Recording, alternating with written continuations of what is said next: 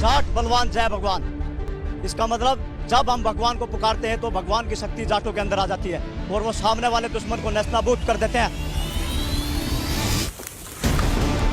जाट अपनी कौम पर मरता है। जहां भी जाट का नाम आता है वो अपने खून को उबालकर जो कार्य मिलता है उसको बेखूबी निभाता है। हमारा दुश्मन भी इस बात को मानता है कि एक जाट ट्रुप का सोल्जर जो है बहुत ही खूंखार होता है जब वो लड़ाई के मैदान में उतरता है। दुश्मन जब तक खत्म नहीं होता है तब तक रुकता नहीं। देश की इज्जत, रेजिमेंट की इज्जत, पलटन की इज्जत। जो जमीन से प्यार करता है वो उस जमीन के लिए जान भी दे सकता है। लड़ाई के मैदान में या तो हार है या जीत है। एक ही लक्ष्य होता है, अपनी जान की परवाह ना करते हुए दुश्मन का खात्मा करना।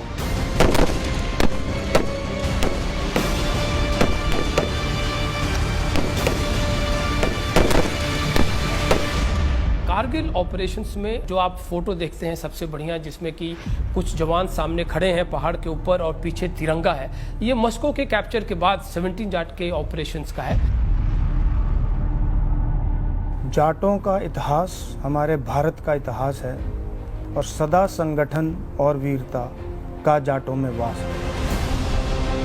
जब महमूद गजनी सोमनाथ मंदिर को तहस नहस कर उसके स्वर्णिम द्वार लूट कर ले गया तो 19वीं सदी में उसे वापस लाने वाले जाट योद्धा थे। जब पाकिस्तान ने ललकारा भारत की धरती पर कदम रखने की गलती की तो लाहौर तक जाकर तिरंगा लहराने वाले जाट योद्धा थे।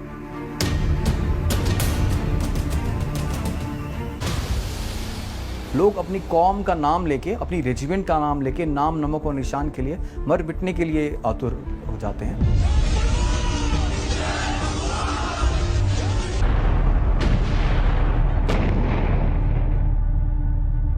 करगिल की चोटियों पर पाकिस्तान ने छल किया तो षड्यंत्र का पर्दाफाश करने वाले जाट योद्धा थे।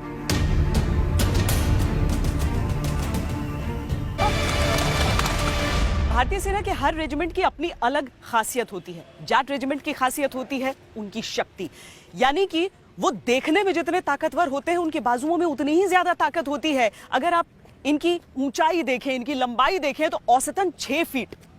और हर युद्ध को देख लें, वहां पर जितने अच्छे से ये हथियार चला सकते हैं उतने ही अच्छे से अपने हाथों का इस्तेमाल कर सकते हैं।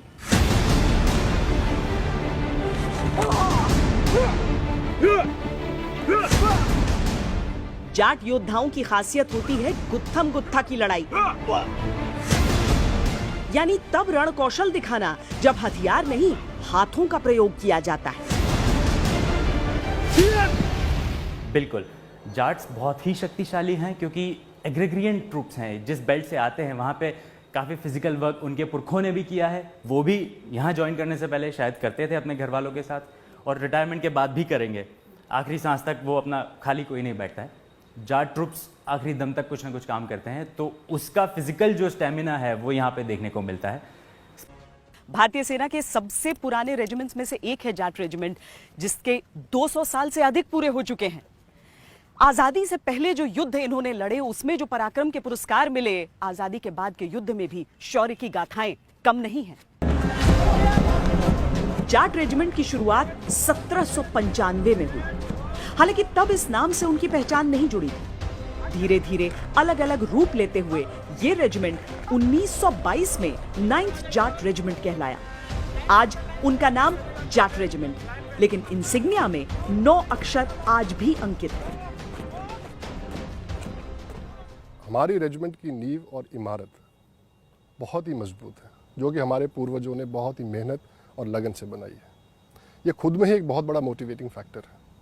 बहुत से जवान ऐसे हैं जो दूसरी और तीसरी पीढ़ी के हैं जो कि जाट रेजिमेंट में सर्व कर रहे हैं। इसके अलावा अगर आप देखें, पुरानी रेजिमेंट होने के नाते हमारा इतिहास गौरवपूर्ण गाथाओं से भरपूर है, जो कि खुद में ही एक बहुत बड़ा मोटिवेशनल फैक्टर है।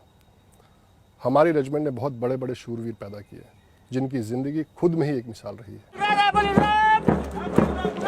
आजादी से पहले इस रेजिमेंट के नाम 6 बैटल ऑनर थे और 2 विक्टोरिया क्रॉस। आजादी के बाद 5 बैटल ऑनर, 3 अशोक चक्र, 4 महावीर चक्र, 8 वीर चक्र।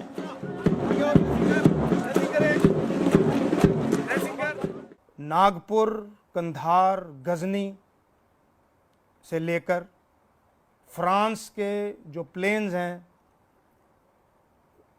फेत्शुबर्ट, नेवोशेपिल तक जाटों ने हर जगह अपना, जाट रेजिमेंट ने अपना हर जगह झंडा फहराया, परचम लहराया।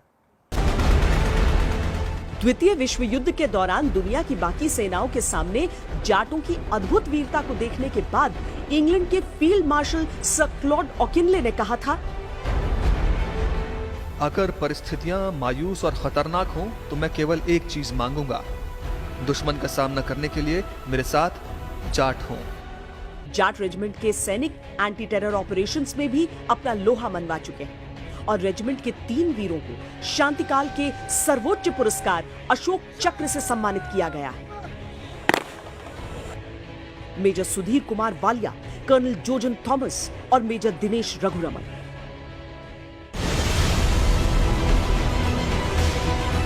बेमिसाल होते हैं ये योद्धा जो व्यवहार में बिल्कुल सरल पर वार में घातक है, संस्कार से परिपूर्ण है पर मैदान जंग में अचूक है, सीधी सच्ची बात करते हैं और देश पर आंच भी आए तो भारी आघात करते हैं, हर कर्म से साबित करते हैं कि क्यों ये कहलाते हैं जाट बलवान। छोरा